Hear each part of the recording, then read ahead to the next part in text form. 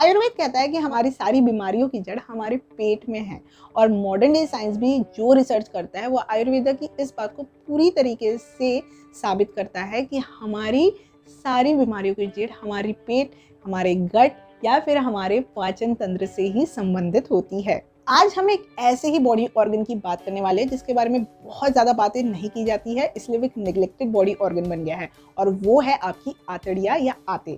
Small intestine और large intestine ये आपके शरीर में मौजूद होती है और ये जब कॉम्प्रोमाइज़ हो जाती है तब बहुत सारे डिजीजेस को जन्म यानी बीमारियों को जन्म देती है, जैसे कि ऑटो इम्यून डिजीजेस, थायराइड हो गया, पीसीओएस हो गया या फिर डायबिटीज़ हो गया, सोराइसिस हो गया, हार्ट डिजीज हो गया। इधर होने की भी जिम्मेदारी कहीं ना कहीं इन कॉम्प्रोमाइज आंतड़ियों या आंतों पर ही आ जाती है। इन स्मॉल और लार्ज इंटेस्टाइन में एक खास तरह की झिल्ली यानी मेम्ब्रेन होती है जो कि बहुत पतली होती है, हमारे पेपर यानी कागज से भी पतली होती है। और ये जो झिल्ली होती है वो आपके एनवायरनमेंट, आजू बाजू से जो भी विषैले पदार्थ आ रहे हैं, बहुत सारे विषैले पदार्थ आते हैं, आप खाना लेते हैं उससे फर्टिलाइजर्स और पेस्टिसाइड्स आते हैं, आप पोल्यूशन की वजह से काफ़ी सारे पोल्यूशंस आपकी बॉडी में आ जाते हैं, आप पानी कई बार अशुद्ध पी लेते हैं जिनमें काफ़ी सारे टॉक्सिन्स मिक्स हुए रहते हैं, या फिर आप जंक या प्रोसेस्ड फूड जो खाते हैं जिसमें बहुत सारे प्रिजर्वेटिव्स है, केमिकल्स है, एडिटिव्स है उसको अच्छा रखने के लिए, वो भी आपके शरीर में आपके खाने के द्वारा पहुंच जाते हैं। ये जो झिल्ली है, ये झिल्ली इन सारे ही विषैले पदार्थ यानी टॉक्सिन्स को पूरी तरीके से नष्ट करती है और जो भी खाने में अच्छे अच्छे पोषक तत्व न्यूट्रिएंट्स हैं, चाहे एंटीऑक्सीडेंट्स हो, विटामिन्स हो, मिनरल्स हो, फिनोलिक कंपाउंड्स हो, इन सारे ही न्यूट्रिएंट्स के एब्जॉर्प्शन को बढ़ावा देती है, सपोर्ट करती है।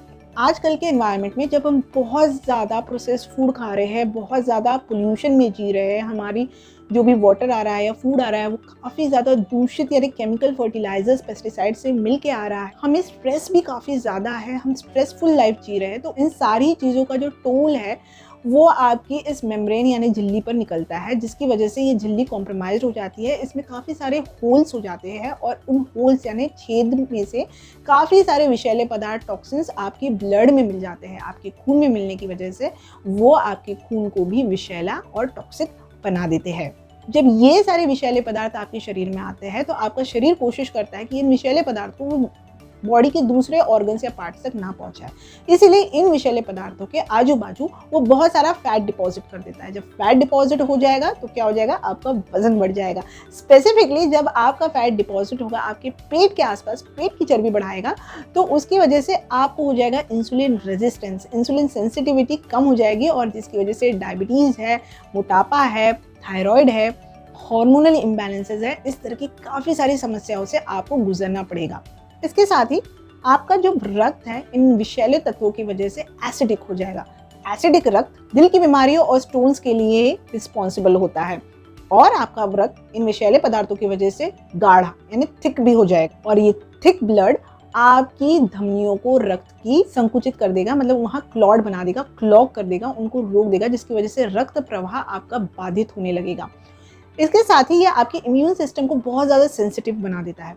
सेंसिटिव बनाने का मतलब ये है कि आपका इम्यून सिस्टम बहुत ज़्यादा ओवर रिएक्ट करता है किसी भी चीज़ के लिए। जब ओवर रिएक्ट करता है तो आप देखते हैं कि आपको एलर्जी हो रही है, किसी खास चीज़ की एलर्जी हो गई, किसी कुछ खाने से एलर्जी हो गई, मौसम में बदलाव हो गया तो एलर्जी हो गई, तो ये ओवर रिएक्शन है। या फिर आपका इम्यून सिस्टम पूरी तरीके से सरेंडर कर देता है, कुछ काम ही नहीं करता। तो जब सरेंडर कर देता है तब आपको बहुत सारी समस्याओं को सामना करना पड़ता है, जैसे हार्मोनल इम्बैलेंस की वजह से पीसीओडी हो गया, थायराइड हो गया, डायबिटीज़ हो गया, हार्ट डिजीज़ हो गया, सोराइसिस हो गया, इवन कैंसर भी हो गया। अगला सवाल ये होगा कि किस तरह आप पहचानें कि आपको लीकी गट सिंड्रोम है या नहीं। अगर आपको बार बार पाचन संबंधी समस्याओं से जूझना पड़ता है, जैसे कि आपको कब्ज हो जाता है, एसिडिटी हो जाती है, मितली यानी खट्टी डकारें आती है, या फिर आपको बार बार जुलाब या दस्त लगते हैं, ब्लोटिंग यानी आपका पेट फूल जाता है, तो इसका मतलब है कि आपको लीकी गट सिंड्रोम की शिकायत है। आप IBS यानी इरिटेबल बाउल सिंड्रोम या क्रोन्स डिसीज जैसी बीमारियों से जूझ रहे हैं तो भी यह लीकी गट सिंड्रोम का लक्षण हो सकता है। आपकी बॉडी में खास तरह के योद्धा होते हैं जिन्हें हम बोलते हैं इंट्रा एपिथेलियल लिम्फोसाइट, IEL। ये इंट्रा एपिथेलियल लिम्फोसाइट जब एक्टिवेट हो जाते हैं तो वो सारे टॉक्सिन्स को खत्म कर देते हैं और विषैले पदार्थ को खत्म करने के साथ ही साथ वो आपकी इस झिल्ली को, मेम्ब्रेन को जो आपके आंतों में प्रेजेंट है उसको उपचारित करते हैं, उसको हील करते हैं और इन छेदों को वापस बंद कर देते हैं। आज की वीडियो में हम यही जानने वाले हैं कि कौन सी चीज़ें हैं जो खा के आप इन IEL सेल्स को एक्टिवेट कर सकते हैं, अपनी लीकी गट सिंड्रोम को पूरी तरीके से उपचारित नेचुरली घर बैठे बैठे कर सकते हैं। ये बहुत इन्फॉर्मेटिव है, छोटी है, तो स्किप मत करिए, पूरी देखिए। और मेरे चैनल को पहली बार देख रहे हैं तो सब्सक्राइब करिए और बगल का बेल नोटिफिकेशन दबा लीजिए ताकि इस तरह के इंटरेस्टिंग वीडियोस की नोटिफिकेशन आपको टाइम पे मिले। वीडियो पसंद आने पे बड़ा सा लाइक देना ना भूले, क्योंकि इससे मुझे काफ़ी प्रोत्साहन मिलता है।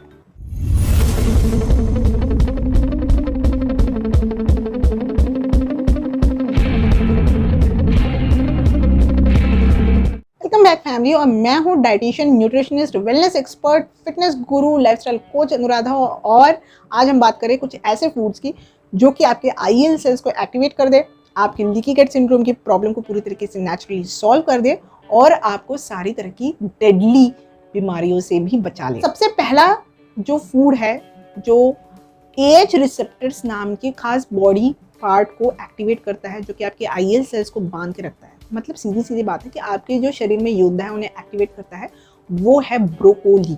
ब्रोकोली एक खास तरह की वेजिटेबल है जो कि बहुत आसानी से आजकल इंडियन मार्केट्स में अवेलेबल है, और आप इस ब्रोकोली के माध्यम से आपके इम्यूनिटी को स्ट्रॉन्ग करके अपना लीकी गट सिंड्रोम को काफ़ी अच्छे से हील कर सकते हैं।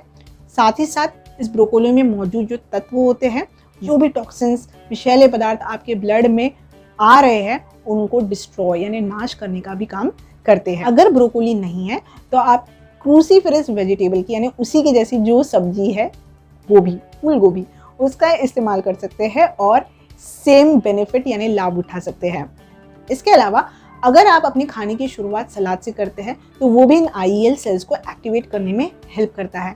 IEL सेल्स को एक्टिवेट करने के साथ साथ ही खाने से पहले सलाद खाने की वजह से प्रोटीन का डाइजेशन भी अच्छा होता है और आपका वजन भी मैनेज होता है। ये टिप मैंने आपको बहुत सारे वीडियोस में बहुत बार दी है, तो मैं आशा करती हूँ कि आप मेरे सारे वीडियोस देखें, क्योंकि कहीं ना कहीं से कुछ ना कुछ लिंक करके आपको कुछ ना कुछ फायदे का हर वीडियो में मिल ही जाता है। केल एक विदेशी सब्जी है, पर उसके जैसी ही सब्जी जो हमारे इंडिया में मिलती है वो है पालक या स्पिनच। तो उसमें भी कुछ ऐसे तत्व, फिनोलिक कंपाउंड्स मौजूद होते हैं जो कि आपके लीकी गट सिंड्रोम को काफ़ी अच्छे से उपचारित करने की क्षमता रखते हैं। तो पालक को भी अपने डाइट में ज़्यादा से ज़्यादा इंक्लूड करें। आप सोच रहे होंगे कि ये तो वो विषैले पदार्थ है जो हमारे शरीर में अब हम ले रहे हैं और वो निकल रहे हैं, पर जो हमारे रक्त में ऑलरेडी पहले से मौजूद विषैले पदार्थ है उनको हम किस तरह से निकालें। तो उनको निकालने के लिए आप विटामिन सी, फिनोलिक कंपाउंड्स और फ्लेवोनॉइड से भरपूर, पेक्टिन, फाइबर से भरपूर एप्पल लीजिए। ऐसे कहते हैं कि अगर आप एक दिन में 3 एप्पल खाते हैं तो आप काफ़ी अच्छे से अपनी लीकी गट को हील कर सकते हैं। पर अगर एप्पल अवेलेबल नहीं है, सीजन में नहीं है, लोकली कहीं नहीं मिल रहे, तो आप कोई भी सीजनल फ्रूट ले सकते हैं। एप्पल है वो दूसरा फूड जो आपको लेना है। और थर्ड जो फूड है वो है रेड अनियन यानी लाल रंग का प्याज। इस प्याज में होते हैं बहुत सारे सल्फर से भरपूर कंपाउंड्स। सल्फर से भरपूर कंपाउंड्स बहुत ही स्ट्रॉन्ग कंपाउंड्स हैं और इसलिए ये आपके इम्यून सेल्स को काफ़ी अच्छे से एक्टिवेट करते हैं। काफ़ी अच्छे से एक्टिवेट करने के बाद ये आपके लीकी गट को काफ़ी अच्छे से हील करने का काम करते हैं। तो आई एम श्योर कि आप लाल प्याज को साल के 12 महीनों अपने डाइट में आराम से इंक्लूड कर सकते हैं। अपनी आंतों की झिल्ली को रिपेयर करने के लिए, उसकी मरम्मत करने के लिए, उसको अच्छे से हील करने के लिए मैं आपको सलाह दूंगी कि आप जितना हो सके junk food, processed food, packet में आने वाले फूड को अवॉइड करिए, ना खाएं। इसके साथ ही साथ अल्कोहल अगर आप लेते हैं, अल्कोहल भी आप अवॉइड करें। अपनी आंतों को अपना दोस्त बनाएं और अपने रक्त को शुद्ध, बिल्कुल प्योर, क्लीन रखिए। मैं आशा करती हूँ कि आज जो मैंने आपके साथ हैक शेयर किया है वो आपको पसंद आया होगा। अगर पसंद आया तो बड़ा सा थम्स अप दे दीजिए, चैनल सब्सक्राइब कीजिए, बेल नोटिफिकेशन दबाइए। इसी तरह हंसते मुस्कुराते स्वस्थ रहिए। अगले वीडियो में मुझसे मिलिए। अपना बहुत सारा ख्याल रखिए क्योंकि आप इस ख्याल को डिजर्व करते हैं। मैं आपसे मिलूंगी नेक्स्ट वीडियो में। अभी अपने पानी को देती हूँ विराम। शुभम भवतु।